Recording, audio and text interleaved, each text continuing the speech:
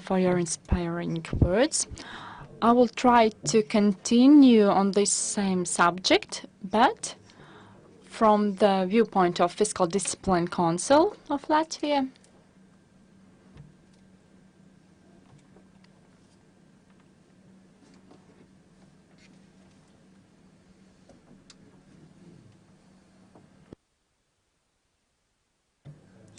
Looking back at the situation 3 years ago, the fiscal discipline law was one of the most important laws necessary for Latvia to join the euro area, to prove that we are strengthening in law, in legislation, our fiscal responsibility, and that we undertake to observe strict rules of good practice with regard to following fiscal discipline rules.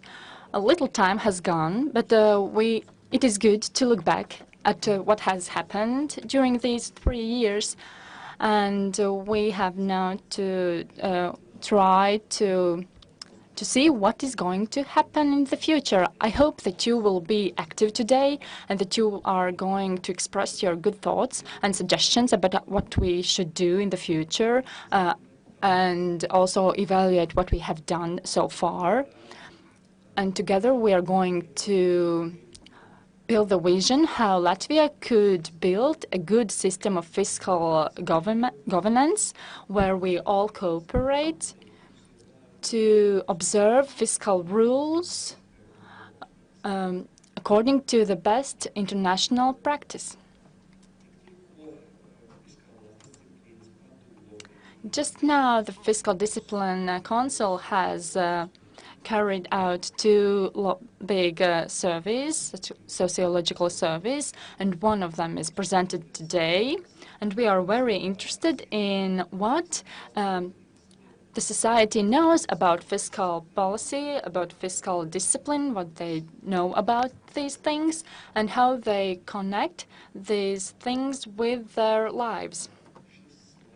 So this slide shows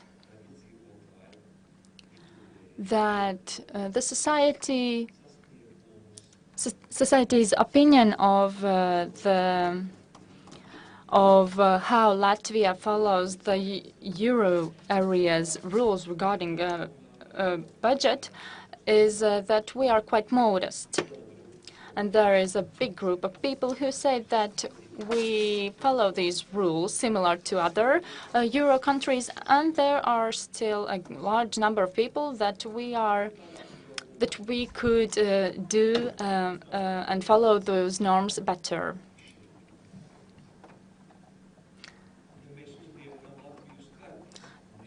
Putting Latvia on a map and trying to locate Latvia according to the structural deficit among other countries, well, we see that our image is not so good. Unfortunately, these data are given according to the European Commission calculations, and they have used the United methodology, of course. And this data is for 2015 year. So we see that Lithuania is closer to the average level, and Estonia is well above the zero level, and Latvia has only some 12% according to this average value. And here we can, of course, discuss about our problems, how we can compare our potential development with our actual development. But this picture shows that we have still a place for growth, and we have to think of how to build our fiscal discipline and policy more responsible. Unfortunately, there was a commentary from the audience which was not heardable. I hope that the European Commission has been responsible in drawing up this picture, after all. Regarding the nominal balance, we look much better, mainly because the European Commission thinks that there are certain risks of overheating for our economy. Regarding the balance aim set in the fiscal discipline law, namely 0.5%, we have much work to do still. In 2012 and 13, we looked better. And in 2014 and 15, we were not so good as before, and we have as if withdrawn from our long-term aim set in this law. So this is another factor showing and indicating that we should consider these things very carefully. Of course, there are important reasons why we step back from this aim we have set ourselves. But our image against our own goals is not looking very bright currently. As we see in this slide, the budgetary deficit, we see how it has formed during the last 15 years, and also the forecast starting from the 2016. And during the big problems of crisis period, we have overcome those problems, but the national debt has stabilized at an average on a very high level, actually. But here we can see what is the level of debt suitable for Latvia and what level of debt Latvia should approach so that we could survive the potential economic crisis or geopolitical issues, for solving of which also a security reserve is necessary.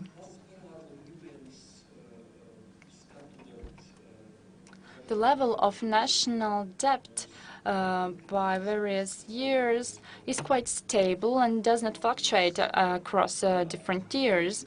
Some years ago, in 2013, when the budget for 2014 was approved, the medium-term budgetary framework law was adopted, and calculations of this law showed that the national debt could drop by the GDP, in comparison by the GDP, for some 33 to 40%. And evaluation of this April shows that this drop will be some 40%, so it is difficult for us to reach also this aim. And looking back at the main reasons for this situation is that our deficit has been higher than it was projected and forecasted 3 years ago. Another big reason is that the nominal GDP has not rose as quickly as we forecasted it. Although the actual growth maybe is quite close to our forecasts, but the price level has been, I would say, too stable, and it is not growing as quickly as forecasted before. So it is difficult to improve our situation with regard to the ratio of national debt to GDP. The growth of GDP in comparison to the previous years, well, this euphoria that we will experience brilliant growth after the crisis is depleting gradually, and our growth is less and modest, and according to the budgetary framework for the 2016, 17, 18, and 19, the forecasts are quite modest. and the situation is not as good as not as optimistic as it looked some months ago in February, but we are still hoping to a good and realistic view so that our budget and the budgetary framework of midterm would be based on a stable macroeconomic framework.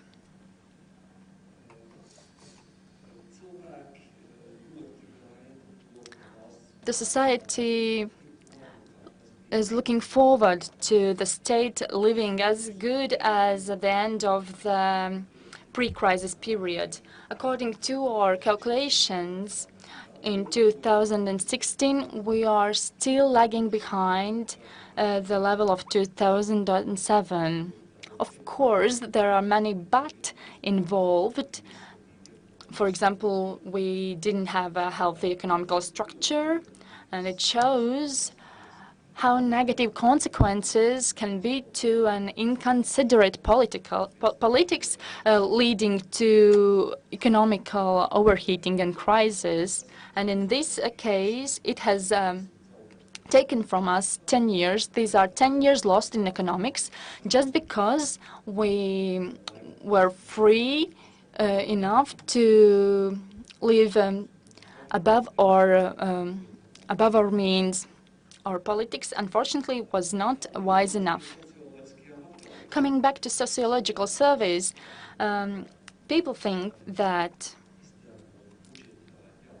budgetary expense should be planned according to the income, a very healthy approach, and also that the growth of national debt is a problem concerning people.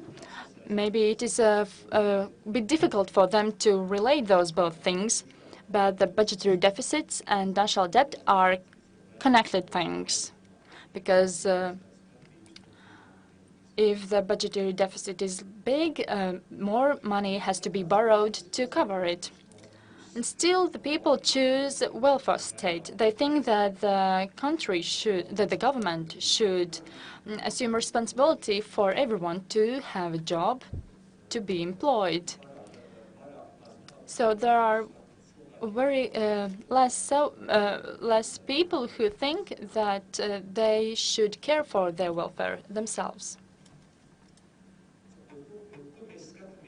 Where are we going forward in the future? Of course, the fiscal discipline law covers many basic principles for the budgetary sustainability, including solidarity between generations and interest groups, accruing principles, and also reducing the national debt in good years, and including the fiscal security reserve in the annual budget. We are still fighting for these things to happen in real life. And where should we go in the future? Well, one thing is that we have to understand that new differences in the fiscal discipline regulation on the level of EU and Latvian fiscal discipline law are arising, although they are not big currently. But these national peculiarities which make our norms more strict, quite often these are the ones which are more difficult to observe. And the European Commission agreed with us that we could slightly withdraw from the health reform. It is good because the reform is very needed and necessary, but after 3 years, the total growth of our deficit will be 1% because of this reform, 1% of GDP, according to the calculations of the Ministry of Finance in the Stability Program. And 3 years later, this music will stop. And whether we will have a place to rest ourselves after these 3 years. So the Ministry of Finance have to think how these expenses which will be taken from the budgetary deficit will be covered. And of course there will be people who will say, well, another government will come, so this another government should solve the situation. And such organ as Fiscal Discipline Council would follow this situation, and they would stand as an independent body for this situation, and they should observe and monitor so that our interests are followed in the long term, also after the current government is changed by another. Another thing I would like to mention today, and my colleague Ina already touched upon this issue, is regarding the fiscal security reserve. Fiscal security reserve is characteristic of Latvian legislation. It is not existent in the EU legislation, but this rule or norm has no actual mechanisms for implementation, and it does not affect the government in a practical way. It doesn't give any mandate to the government to use this reserve for some extraordinary situations or one-time only events. And obviously, Fiscal Discipline Council has one big duty, one big task for preparing for the 2017 budgetary period and for the 2018-19 budgetary framework. We have to discuss how to put into effect our fiscal security reserve, how we combine it with the reserve for extraordinary conditions and situations, so that this reserve would be transferred to some extraordinary events. But this fiscal security reserve could be used as an accrual,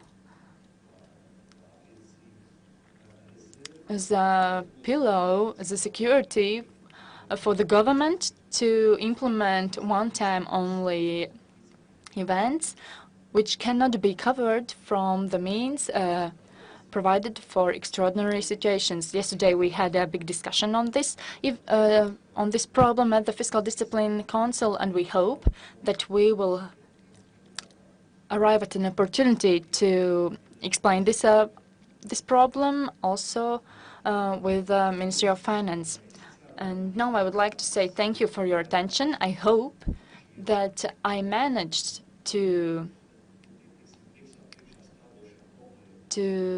discuss and describe some of the coming problems to you. And now I would like to invite all of the participants to participate in our discussion actively, to discuss them, to offer your solutions. How could we implement more responsible